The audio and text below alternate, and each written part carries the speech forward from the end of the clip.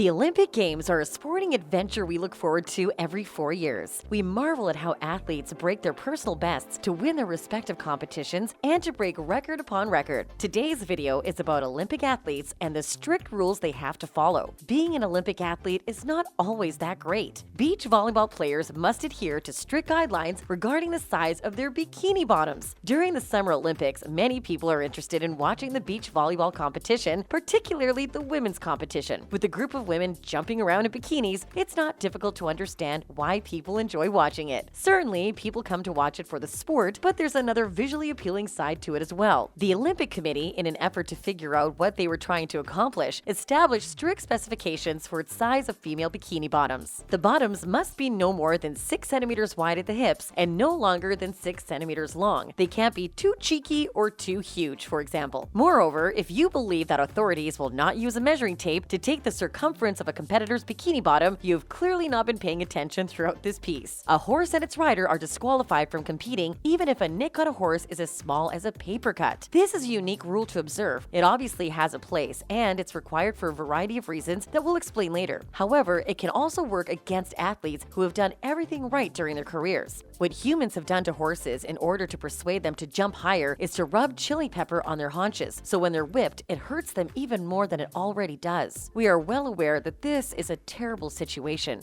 As a result, horses are thoroughly scrutinized before being entered into this competition. However, any nick or scratch the horse may have is included under this category as well, as these can be exploited to increase the amount of agony the horse feels when hit. The fact is that the horse can sustain nicks and scratches just as a result of their training, and this will still result in them being disqualified. It is difficult to conceive putting in so much effort only to be disqualified for something you had no control over in the first place. Horses are likely to be subjected to some level of wear and tear over their lifetime. Boxers must be clean-shaven. A clean-shaved appearance or a restricted amount of facial hair is required for boxing tournament competitors. That pencil mustache is still on the table. We're not sure why this is required. Snowboarders must do the same trick in different directions. Winter sports such as snowboarding are among the most popular at the Olympics, and it's easy to see why. The stunts and feats of strength that these athletes are able to perform and pull off while soaring through the air are nothing short of amazing. This is a true testament to the strength and agility of the human spirit. This year's Olympics, on the other hand, made things a little more difficult for snowboarders who are competing. Snowboarders are allowed to complete 3 runs, with the scores from their 2 best runs being combined together. When the new rule is implemented, the only way their 2 runs will qualify to be combined is if they're performed in opposite directions. As a result, one run must feature a twist or hop to the left, while the second run must be to the right. You can see how this can have a significant impact on someone's performance. Gymnasts are not permitted to wear brightly colored nail paint. Gymnasts are permitted to wear bright makeup, however, they're not permitted to wear bright nail polish. For these athletes, the choice is either neutral or none at all. While competing in the Olympics, athletes are not permitted to make any type of protest. At any time during the competition, including during ceremonies and the opening and closing ceremonies, athletes are not permitted to express any sort of protest on or off the field of play. The rule, which was implemented ahead of the 2020 competition, has received a great deal of criticism. The routines of figure skaters are strictly censored. Figure skating is currently seeing a resurgence in popularity as a result of the success of the Tonya Harding biopic that was released earlier this year. Despite the fact that figure skating is perceived as a delicate sport in which the emphasis is on appearing attractive and delicate, it is a physically demanding sport in which the participants are among the world's greatest athletes. If you watch figure skating, you're probably familiar with the wild moves that the skaters perform, such as acrobatic twists and jumps into the air. However, this family-friendly sport might occasionally result in some photographs that are not so family-friendly. The following occurred during the performance of the Canadian ice skating couple Tessa Virtue and Scott Moyer during their routine. Tessa leapt to her feet and placed her legs on Moyer's shoulders, his face practically touching her nether regions. Virtue and Moyer were forced to change the routine as a result of this being viewed as too scandalous by the public. The 2020 Tokyo COVID-19 Rules. For the first Olympics ever, there was a pandemic to consider. In accordance with the strict and joyless new COVID restrictions released by the Tokyo Olympics and Paralympics organizers, athletes at the Tokyo Olympics and Paralympics must eat alone, be tested daily, and refrain from speaking in confined quarters such as elevators. Additionally, the 11,000 competitors at the Games, as well as support staff and members of the media, have all been told that they're not allowed to speak to a driver in an official vehicle and that they will face fines, disqualification, medals being taken away, and even deportation if they do so on a repeated or malicious basis. Participants who test positive for COVID-19 will not be disqualified according to the organizers and will instead get a medal if they are eligible for one at the time of the testing. According to Kit McConnell, the IOC's sports director, when it comes to events such as boxing and football where there is a victor and a loser in the finals, athletes would receive the lowest level of medal that they would have gotten had they competed in the event in question. Before competing in water polo, athletes must have their toenails checked. This one is out of the ordinary. It's unlikely that you were expecting to listen to anything about toenails in this video, were you? You should be aware that even the smallest nuances, which no one else would notice, are critical at the Olympics, so pay attention to them. Things are important right down to the hair and nail, to put it mildly. Before each competition, all water polo players must have their toenails checked by officials to ensure that they're all filed down properly and safely. In water polo, a jagged toenail may do a lot of damage. After all, haven't you ever been scratched by a stranger in the water? A single powerful kick can do a great deal of harm. Not only that, but players can injure themselves by scraping their toenails against the pool's tiled bottom. Water polo players should be sponsored by a nail file company, to put it mildly. Wrestlers are required to compete with a blood rag on their person. As with most other sporting competitions, wrestling is one of the most popular Olympic activities. And as with most other sporting competitions, there's a degree of risk involved. Wrestling is a sport in which two people compete against each other by utilizing their bodies to pin them down. Although there's no direct hits such as in boxing or mixed martial arts, this does not rule out the sport as a combat sport. Wrestlers understand from the beginning that they'll be wounded while participating in their beloved activity, but they're willing to accept this as a cost of doing what they enjoy doing. Despite the fact that wrestlers' attire leaves little to the imagination, all wrestlers competing in the Olympics are required to carry a blood cloth at all times on their person. The majority of the time, wrestlers experience numerous injuries while competing, and some of these injuries lead them to bleed freely, allowing them to clean up the mess as quickly as possible. Logos and athletes' uniforms must adhere to strict sizing guidelines. This is a perfectly sensible rule, and we congratulate the Olympic Committee for establishing it, since it sends a positive message about sportsmanship. In a world where everything seems to be turning into some form of advertisement, to the point that social media platforms have to explicitly state that they're not advertising something, it's nice to watch the commercial industry take a second seat to the athletes' performances. Consider how many sports teams and stadiums have been purchased by major corporations in recent years. It appears that everything is about making the most money possible. In the Olympics, sponsors' logos must adhere to extremely rigorous sizing requirements, and they cannot be too huge in size. We think it's fantastic. The only thing that should be on the athletes' clothing should be their names and the country that they're representing. That is all for today.